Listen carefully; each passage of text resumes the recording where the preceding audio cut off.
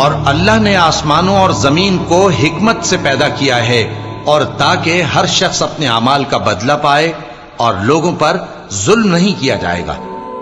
بھلا تم نے اس شخص کو دیکھا جس نے اپنی خواہش کو اپنا معبود بنا رکھا ہے اور باوجود جاننے بوجھنے کے گمراہ ہو رہا ہے؟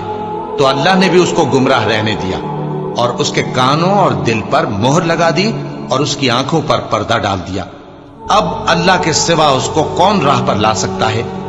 تو کیا تم لوگ نصیحت نہیں حاصل کرتے اور کہتے ہیں کہ ہماری زندگی تو صرف دنیا ہی کی ہے کہ یہی مرتے اور جیتے ہیں اور ہمیں زمانہ ہی ہلاک کر دیتا ہے، اور ان کو اس کا کچھ علم نہیں، محض قیاس آرائیاں کرتے ہیں۔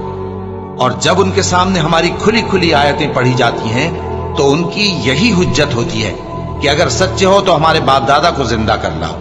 کہہ دو کہ اللہ ہی تم کو جان بخشتا ہے، پھر وہی تم کو موت دیتا ہے، پھر تم کو قیامت کے روز جس کے آنے میں کچھ شک نہیں تم کو جمع کرے گا، لیکن بہت سے لوگ نہیں جانتے۔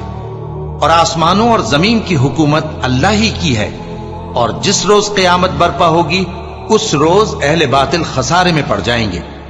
اور تم ہر ایک فرقے کو دیکھو گے کہ گھٹنوں کے بل بیٹھا ہوگا، اور ہر ایک جماعت اپنی کتاب اعمال کی طرف بلائی جائے گی۔ جو کچھ تم کرتے رہے ہو آج تم کو اس کا بدلہ دیا جائے گا، یہ ہماری کتاب تمہارے بارے میں سچ سچ بیان کر دے گی۔ جو کچھ تم کیا کرتے تھے ہم لکھواتے جاتے تھے۔ اب جو لوگ ایمان لائے اور نیک کام کرتے رہے ان کا پروردگار انہیں اپنی رحمت کے باغ میں داخل کرے گا، یہی کھلی کامیابی ہے۔ اور جنہوں نے کفر کیا ان سے کہا جائے گا کہ بھلا ہماری آیتیں تم کو پڑھ کر سنائی نہیں جاتی تھیں؟ مگر تم نے تکبر کیا اور تم نافرمان لوگ تھے۔ اور جب کہا جاتا تھا کہ اللہ کا وعدہ سچا ہے اور قیامت میں کچھ شک نہیں، تو تم کہتے تھے ہم نہیں جانتے کہ قیامت کیا ہے، ہم اس کو محض خیالی سمجھتے ہیں اور ہمیں یقین نہیں آتا۔ اور ان کے اعمال کی برائیاں ان پر ظاہر ہو جائیں گی، اور جس عذاب کی وہ ہنسی اڑاتے تھے وہ ان کو آ گھیرے گا۔ اور کہا جائے گا کہ جس طرح تم نے اس دن کے آنے کو بھلا رکھا تھا اسی طرح آج ہم تمہیں بھلا دیں گے، اور تمہارا ٹھکانہ دوزخ ہے اور کوئی تمہارا مددگار نہیں۔